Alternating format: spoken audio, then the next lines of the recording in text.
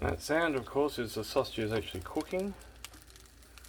Just turn them over occasionally. I'm turning these over way too soon, but as you can see, they're getting some nice marks on them.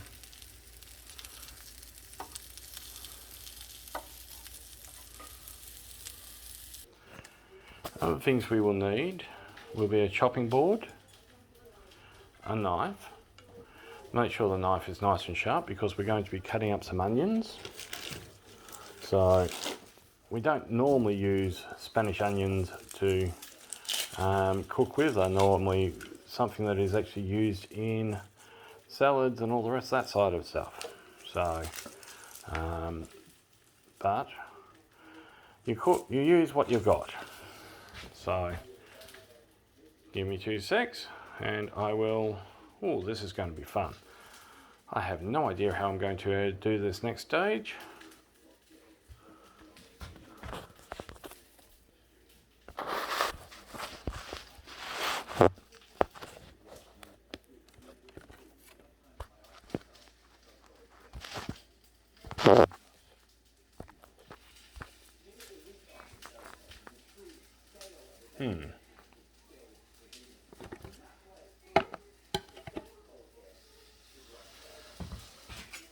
So,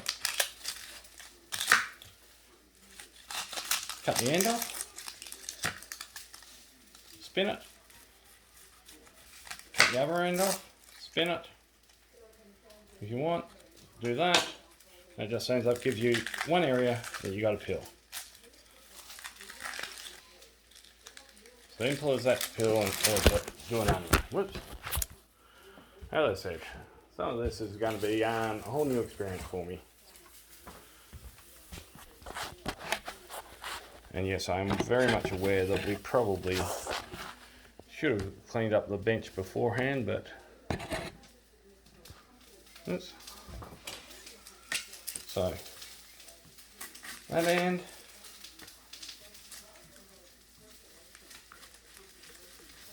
that end, and once down the guts, and then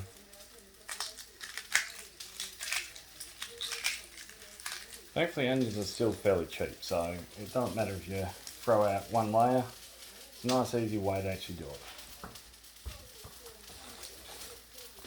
And no tears. So, next one. Because this is a goulash, we just want to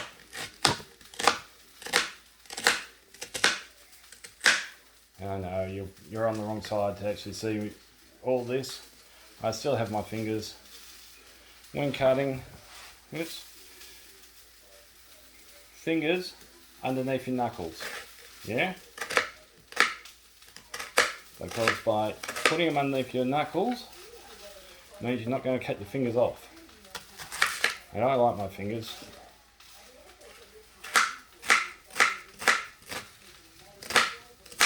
Whoops. Okay. Don't need to be spot on with this. Now, you guys wondering about those sausages? I know I am. Sausages. Let's have a look at what they look like underneath. Ooh, that's a better colour, isn't it? Yeah, I'm an Australian when I cook sausages this well.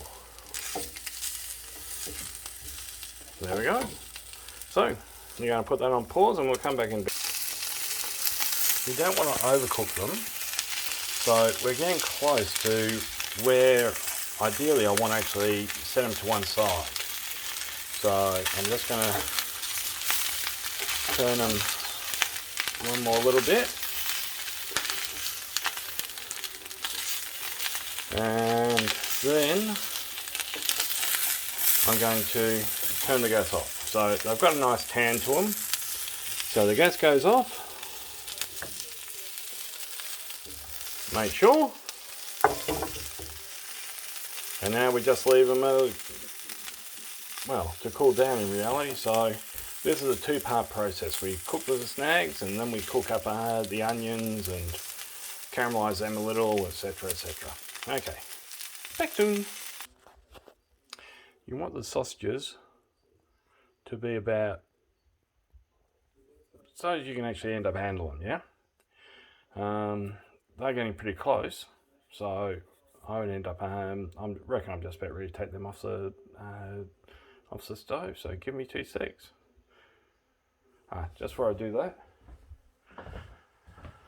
always, I don't know about anyone else, but I always find that when I'm cooking, I like to have something to drink beside me, so water, orange juice, etc.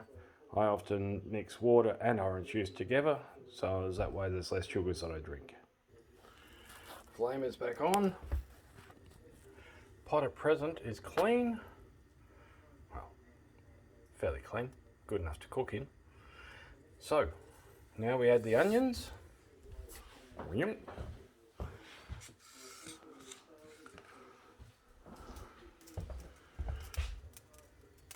they go.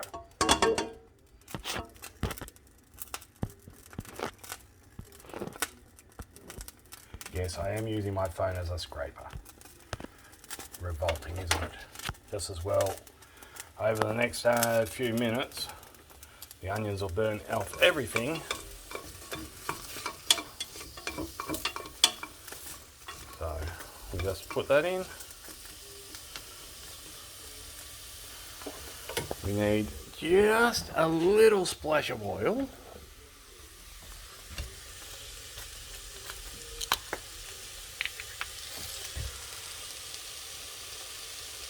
That's all, just a splash.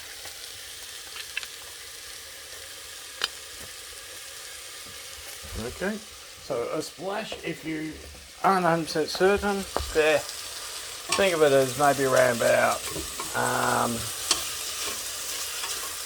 I don't know, a teaspoon.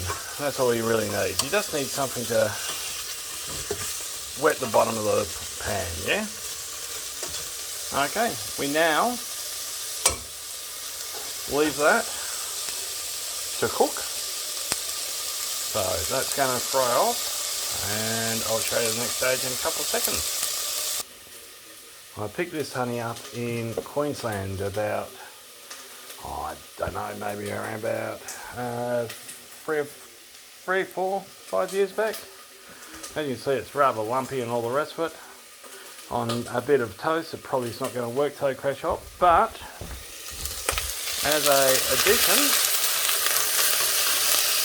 it sweetens up the onion absolutely fantastically. Don't you love it when it gets off? There we go. Can I just say, doing this through looking at a phone is a very brand new experience for me. I am going to have to work out a better way to do this. But, so that's a dessert spoon of honey. And all that does is just, again, just gives a little bit of a base. It'll sweeten up the onion, and once all the honey's gone off it, all good. Okay, so we've got the sausages, and all we want to do is we want to cut them into roughly bite-sized pieces, yeah?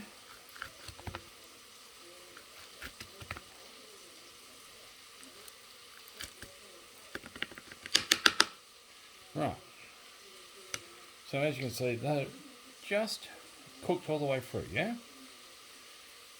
Okay. So they now go, and give me 2 seconds. I also hate oils on my hands, so I just need to go wash my hands. So, sausages go into there. There we go. Whoop. That's starting to cook rather quickly. We don't want a burnt flavour to it, so what we're going to do, I've got that turned all the way up, so I'm just going to turn that all the way down, and that should now be a nice caramelised honey flavour. on the onions and the sausages, yeah? Hear that sizzling? Yum. That, well, hopefully that's not beckoning. That's probably the most complicated thing of the whole cooking experience. So, if you've followed it so far, you're doing really well. Now, also just want to add just a little bit of gravy mix, yeah? So roughly about half teaspoon. Right, so half teaspoon's been flicked in there, yeah? Now I just want to mix that in again.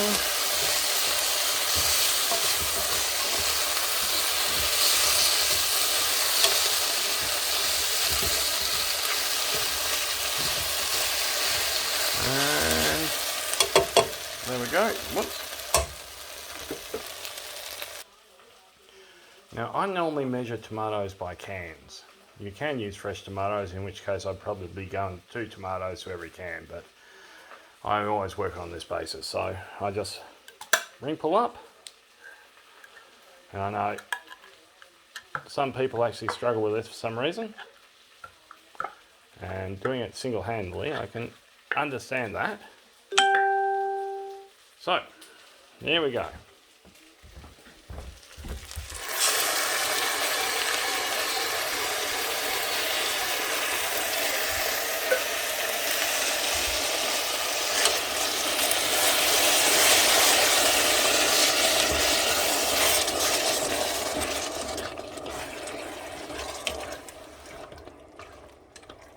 And that is the stroganoff, yeah?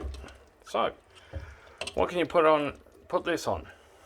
Now keep in mind that this will feed, well, it'll feed 4 people if you put it on potatoes or over a pasta or rice, anything like that. Lots of fake proteins in there, like sausages. I wouldn't call that real meat.